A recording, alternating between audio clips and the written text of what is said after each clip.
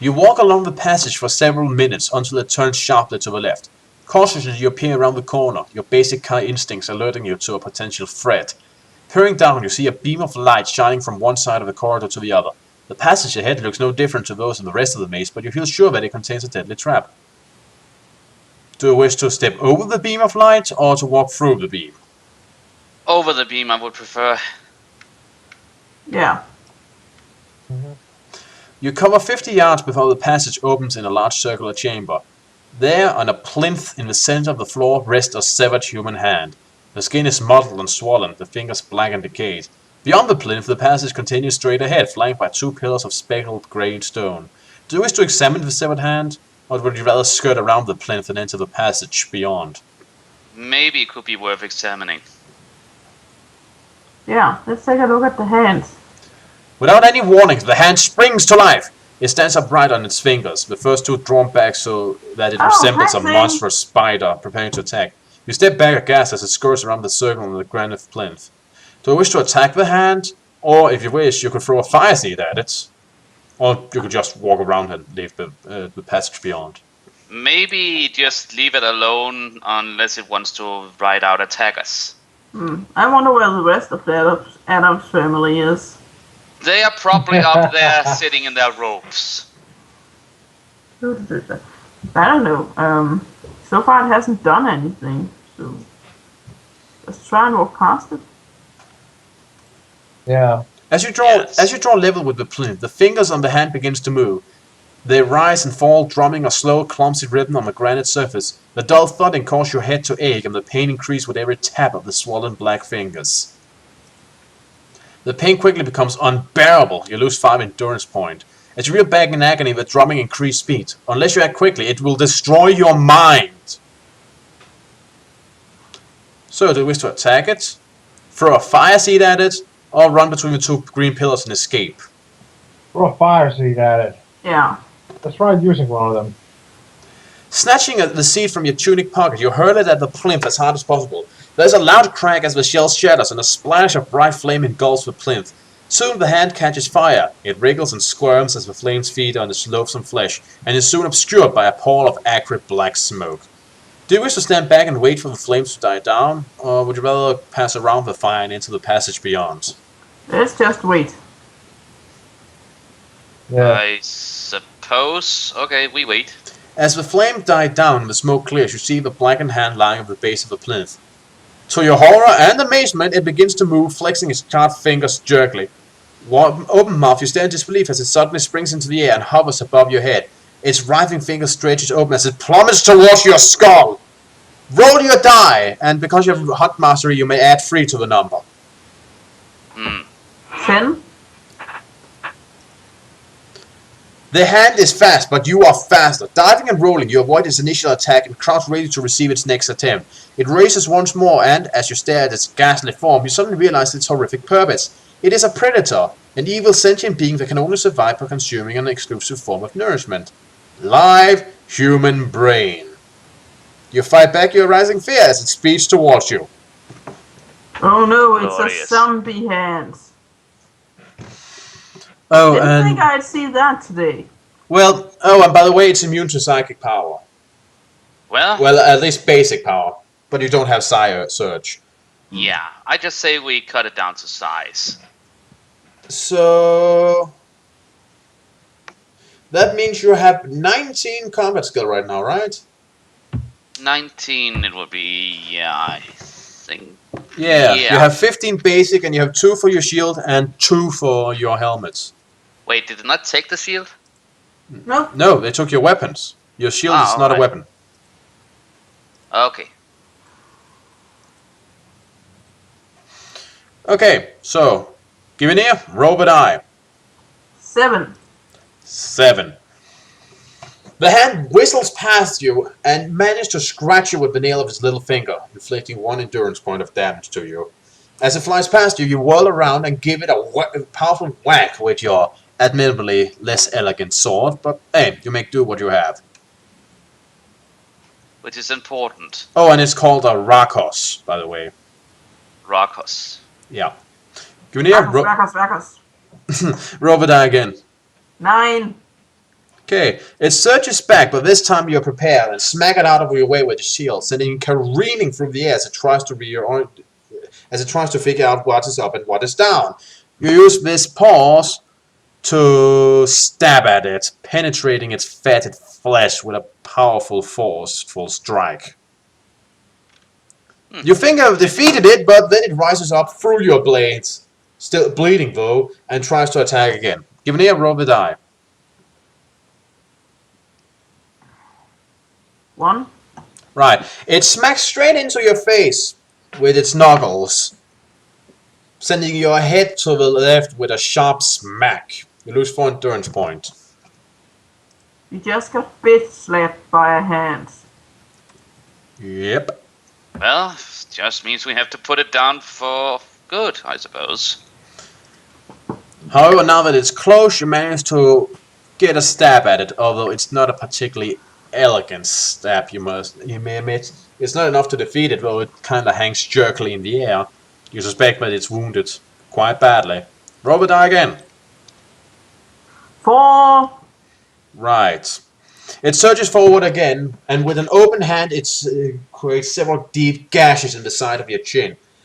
It flies on, trying to get away from you to prepare for another attack, but you are on it in a second and cleave it in twain.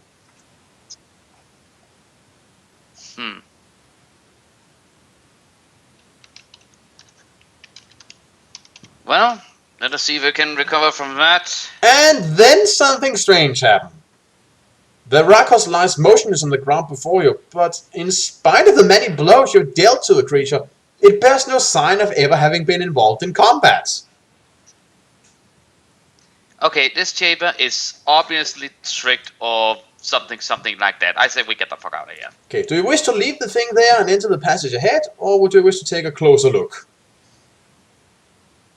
There is no real point in taking a closer look. I just say we get the fuck out of here. Yeah, let's move. A searing pain explodes behind your eyes as the hand clamps itself to your head. As the decaying fingers pierce your scalp, forcing their way through your skull, your vision turns red and your body shakes uncontrollably. The hideous claw burrows deeper, feeding on the only source of nourishment that can sustain its existence, living human brain. Your life and your quest end here. I'm sorry, I'm curious. That was the 14th time I died. Why did you turning your back on the Hellspawn hand seem like a good idea? We're trying to flee. Yeah, well. And that includes apparently turning our back on it in the most literal sense possible and then just... But yeah.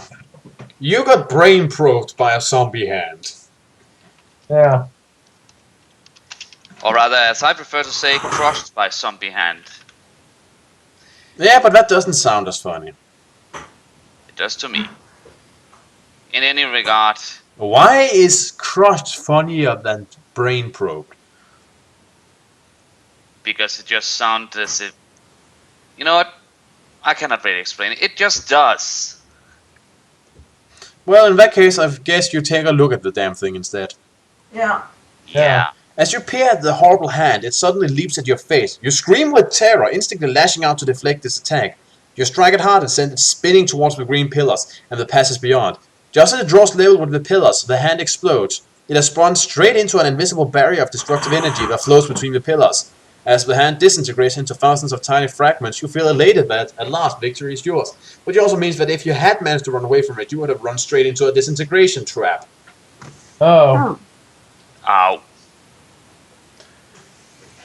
Good! Booms the voice of Sada as you enter the passage. The cowards of Elzir have at last sent a warrior worthy of my mace. The words conjure up a picture of Sada seated on his golden throne with the object of your quest, the Lost Stone of Herdos, suspended above it. The image strengthens your resolve to survive this accursed maze and escape. If you can then find your way back to Sada's throne hall, the success of your quest will be within your grasp. You walk along the passage, your mind filled with the possible problems and perils you might have to overcome. One such problem looms into view as the passage takes a sharp turn. You enter a chamber where a tall bronze statue stands. You recognize its distinctive headdress and robes immediately. It is Sarkhan, a ruler of the desert empire of Vasagonia. The statue looks most distressed, its arms are outstretched in a gesture of hopelessness, and the expression in its face is one of sorrow and despair. Beyond the statue, an oval-shaped door is set flush on the wall, but you discover that it is locked. Oh hey, picture time. The statue?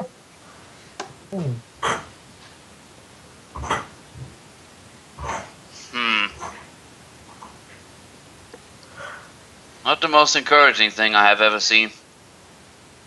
Well, he don't look pleasantly surprised to see us. The mist grows brighter. Once more the skull appears and speaks, its voice as comforting as a raven's crow. Listen to the saga. Ponder what you hear.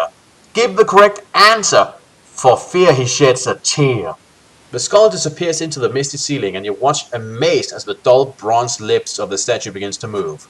A harsh voice echoes from deep within its hollow metal body. My daughter has many sisters as she has brothers. But each of her brothers has twice as many sisters as brothers. So answer me this, warrior. How many sons and daughters do I have?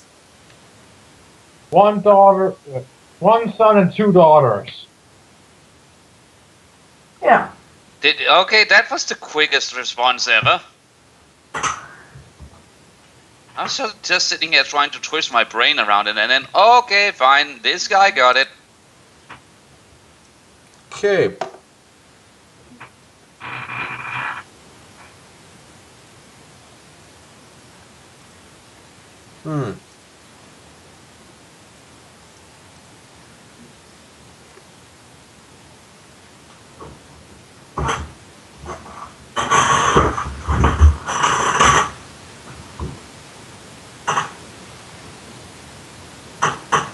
No, that's not it, apparently.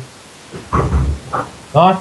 I think it's because it says, but each of her brothers has twice as many sisters as brothers.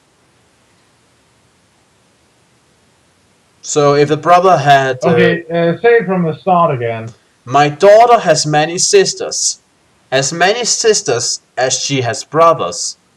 But each of her brothers has twice as many sisters as brothers.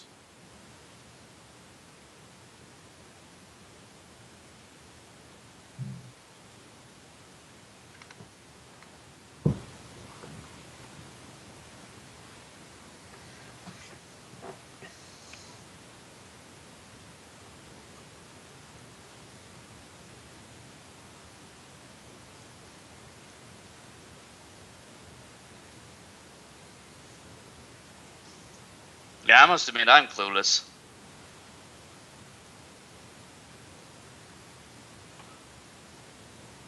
Maybe you should shut the camera off while we're thinking about it. This could take a while. Okay. They couldn't solve the riddle, so...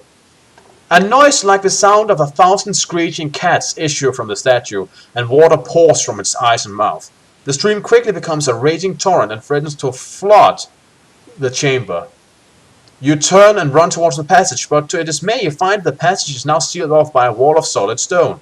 With the water level at your waist, you wade across to the oval-shaped door and furiously examine the lock. And you don't have a skeleton key, so... You peer into the keyhole but cannot see beyond the plate that hides mechanism. The water reaches your chin, submerging the lock completely, and you are forced to tilt back your head in order to breathe. And you don't have nexus, so... The rising water lifts you, floating you nearer to the swirling mist that is the ceiling of the chamber. You may use divination now if you want to. Yeah, preferably. You sense that the ceiling of mist hides a powerful energy field. Touching such a force barrier, especially when immersed in water, could prove fatal. Would you like to touch the barrier, or to dive down and examine the statue? Let's have a look at the statue thing. Agreed. The water is still pouring from the statue's face, although the pressure has dropped dramatically now that the chamber is nearly full. The entire face is crumbled away under the pressure of the water, leaving a hole the size of a dinner plate.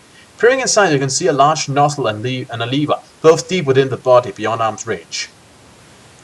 But you have a sword.